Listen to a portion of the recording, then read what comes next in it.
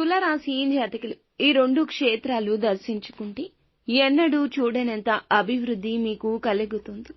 ఒకటి ఆంధ్రప్రదేశ్లో ఉన్నటువంటి దేవాలయం, పంచరామాల్లో ఒకటి అయిన భీమేశ్వర స్వామి దేవాలయం.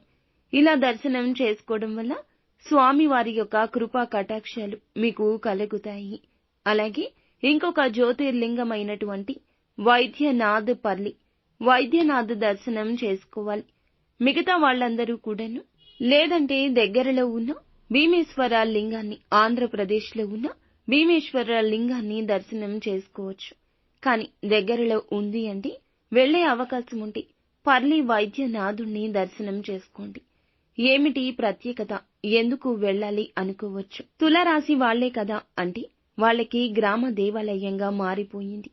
కాబట్టి వాళ్ళు పర్లి వైద్యనాథ దర్శనం చేసుకుంటే లేదా ఇక్కడ భీమేశ్వరుని లింగానికి దర్శనం చేసుకున్నా వారి యొక్క స్థితి మారే అవకాశం ఉంటుంది. కాబట్టి ఏమిటంటే గనక ఖచ్చితంగా స్వామివారి యొక్క దర్శనం చేసుకోండి. ఎన్నడూ చూడనంత మంచి అభివృద్ధి మీ జీవితంలో కలుగుతుంది.